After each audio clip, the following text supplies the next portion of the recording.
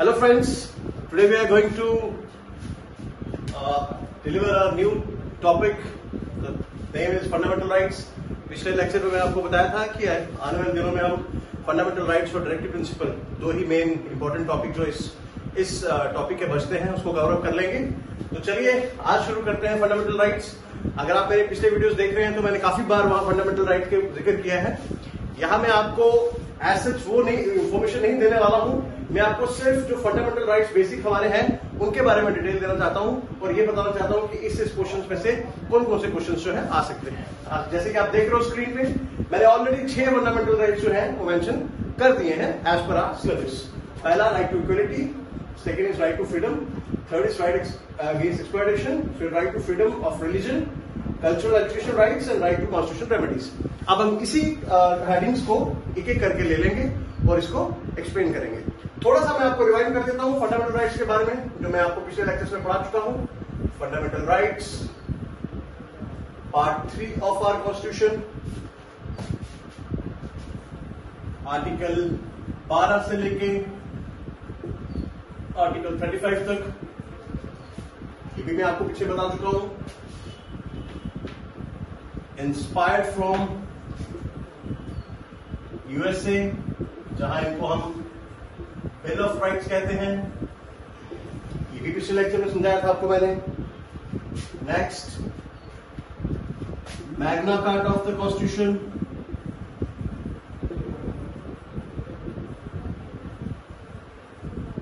ये भी बता चुका हूं मैं आपको। ये मेन चीजें जो है ये बिल्कुल याद होनी चाहिए आपको। पार्ट किसमें है, आर्टिकल कितने हैं, इंस्पायर्ड कहां से है, कहां से लिया है हमने, और जो मेन टर्मिनोलॉजी यूज की है कॉन्स्टिट्यूशन में, that is Magna Carta. It's the bedrock of human personality, human development imbibe in the Indian constitution. ठीक है डियर फ्रेंड्स, ये फंडामेंटल राइट्स का पर्पस क्या है, मेन पर्पस क्या है, जो मैं आपको ऑलरेडी पहले भी समझा चुका हूं। इसका main purpose is to uphold equality of individual.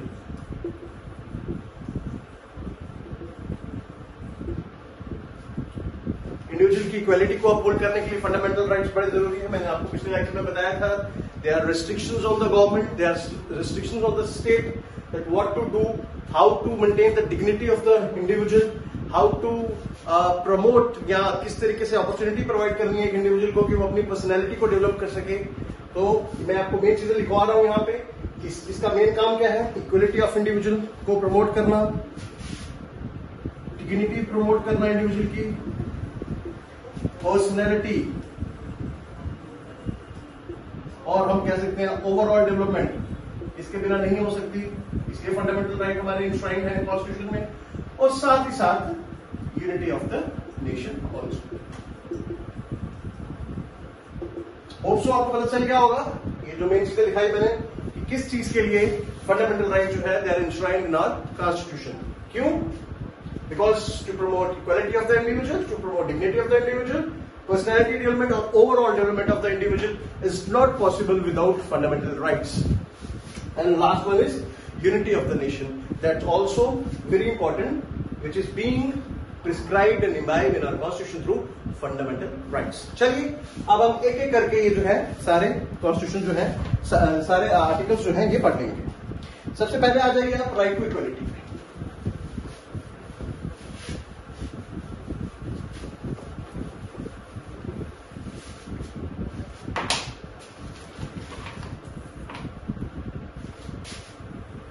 Right to equality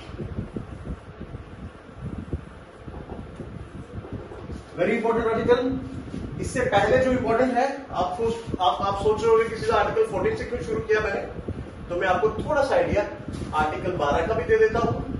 dear students, article 12 जो है हमारा कॉन्स्टिट्यूशन का, जो पार्ट 3 में आता है, फंडामेंटल राइट्स में आता है, it denotes a definition of state. तो आपको इतना ही याद रखना है। 12 में क्या है, डेफिनेशन ऑफ स्टेट। और आर्टिकल 13 के बारे में भी जितना आपको जानकारी के लिए जरूरी है उतना मैं आपको पहले ही बता चुका हूं कि article 13 is related to judicial review. आपके exam point of view this much is enough for article 12 and article 13, इससे बाहर नहीं आएगा। चलिए, now come to the topic right to equality, article 14 to article 18। एक एक करके सारे आर्टिकल पढ़ लेंगे। पहले आर्टिकल 14 पे आते हैं। Article 14 is known as right to equality.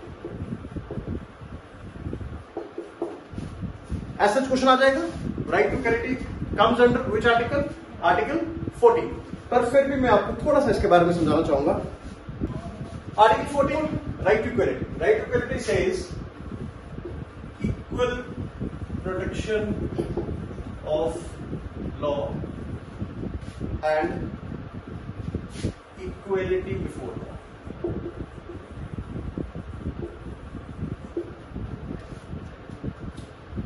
ये है हमारा article 14, that is equality before law and equal protection of law. पहले ये आता है इक्वालिटी बिफोर लॉ और बाद में ये आता है इक्वल प्रोटेक्शन ऑफ लॉ। ठीक है, अब स्टूडेंट्स यहां एक चीज देखने वाली बात है, मैं इतना equality before law and equal protection.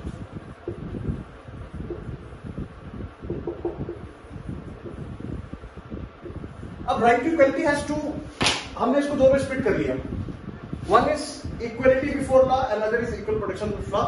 दोनों का डिफरेंट कंसेप्ट है, डिफरेंट मीनिंग है। जैसे कि जो इक्वालिटी बिफोर लॉ है ये ब्रिटिश कॉन्स्टिट्यूशन से लिया है, और जो इक्वल प्रोटेक्शन ऑफ लॉ है ये यूएसए कॉन्स्टिट्यूशन से लिया है। ये आपको याद रखना है।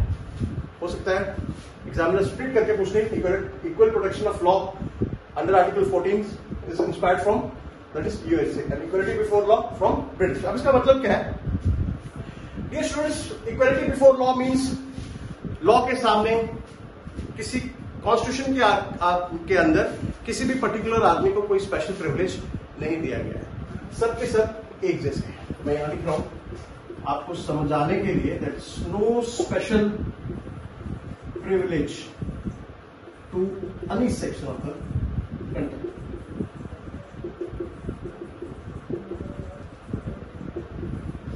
और इक्वल प्रोटेक्शन ऑफ लॉ का मतलब है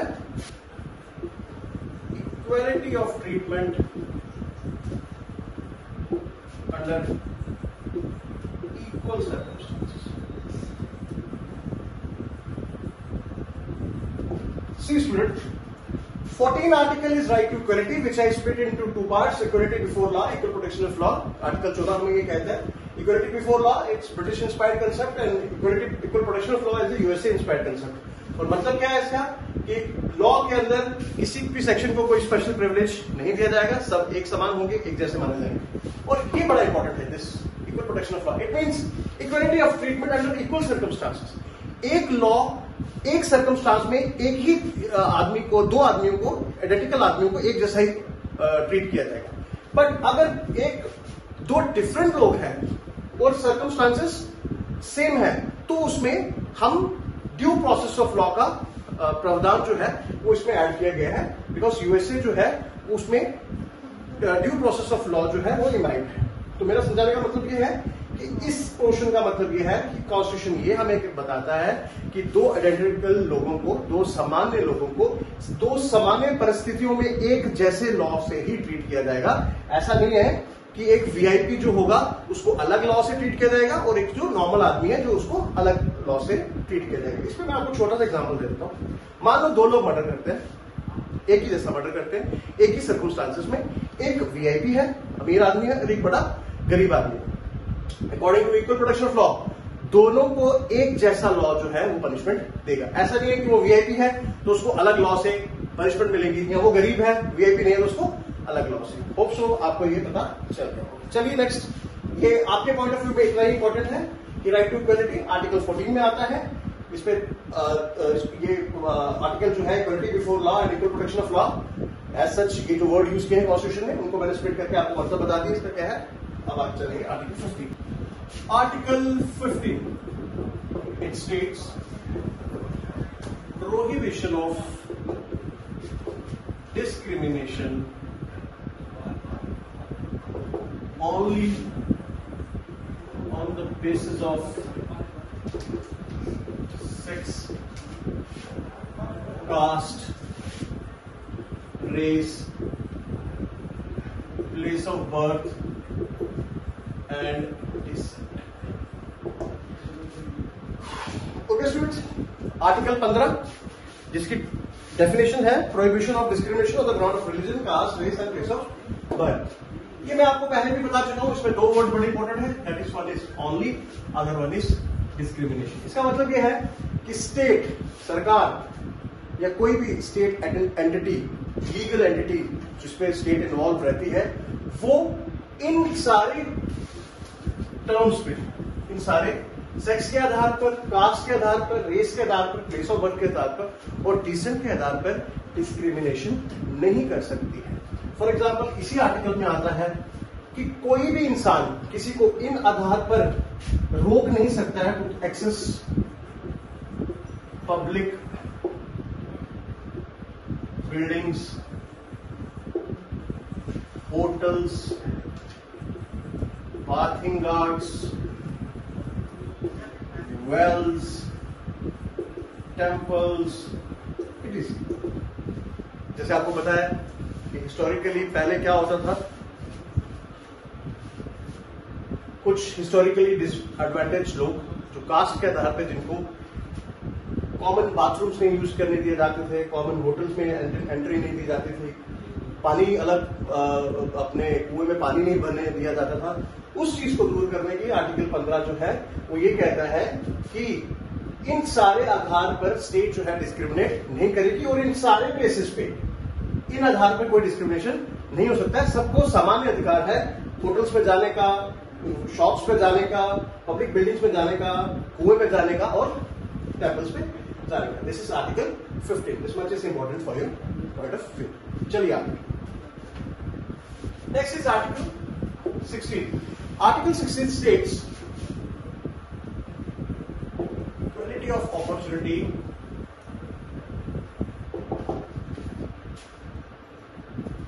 in matter of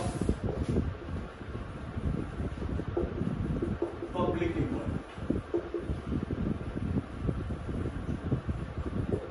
As such भी आ सकता है आपको, equality of opportunity in public employment comes under which article? Article 16। इसका मतलब क्या है? No one can be ineligible for any state employment only on the basis of sex, caste, race, place of birth और residence। ध्यान से पढ़िए इसको।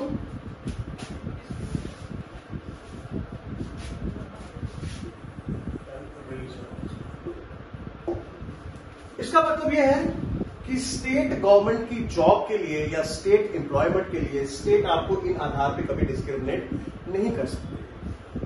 ऐसा नहीं हो सकता है कि किसी पर्टिकुलर कास्ट के इंसान को ही जॉब मिलेगा या किसी पर्टिकुलर सेक्स के या किसी पर्टिकुलर रेस के या किसी पर्टिकुलर रिलीजन, ऐसा नहीं होगा। स्टेट जो है इन आधार पर कभी डिस्क्रिमिनेट नहीं करेगी। तो स्टूडेंट इसमें क्या रहता है, मैं इसके अंदर ही जा रहा हूं और आपको ये बता देता हूं कि there are certain limitations also on fundamental rights. तो इसी में आर्टिकल 16 ये भी कहता है कि हाँ, इस आधार पर तो नहीं कर सकते, लेकिन कुछ लोग जो हिस्टोरिकली डिसएडवांटेज रहे अपनी लाइफ में, फॉर एग्जांपल जो लोग शोषित रहे, जिनको पहले नौकरी करने का अधिकार नहीं था, उन लोगों को एट पार करने के लिए कॉन्स्टिट्यूशन जो है वो रिजर्वेशन का प्रावधान देता है, ताकि वो लोग भी जो है सामान्य जिंदगी जी सके और सामान्य पैरामीटर पे आके इस देश की डेवलपमेंट में साथ दे सके। तो उस केस में 16 क्लॉज 4 नाम का एक आर्टिकल है जो स्पेशल प्रोविजन देता है फॉर हिस्टोरिकली डिसएडवांटेज पीपल्स के लिए। ठीक है, आपके लिए इतना इंपॉर्टेंट है, आप ये बता दीजिए। Next one is article 17, that is abolition of untouchability and its practice.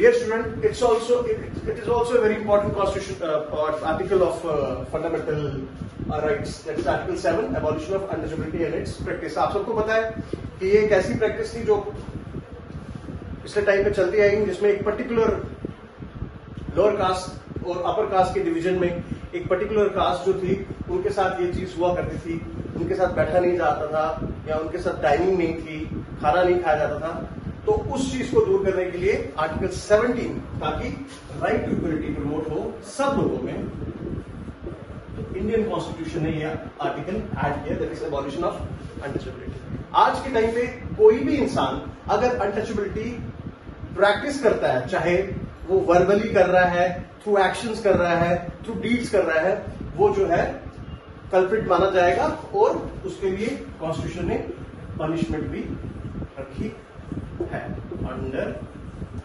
Protection of civil rights.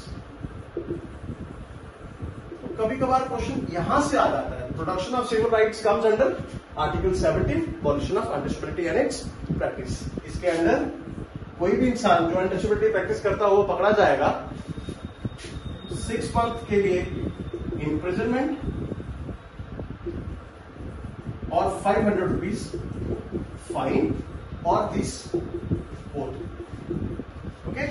तो ये आर्टिकल 17 ने अनटचेबिलिटी को अबॉलिश किया और उसकी प्रैक्टिस को पूरी तरह खत्म किया, और उसके अंदर एक protection of civil rights add किया गया जो एक पनिशमेंट अप्लाई करता है, 6 मंथ की इम्प्रिजनमेंट और 500 fine.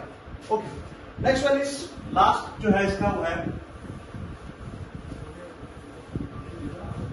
Article 18, that is abolition of titles।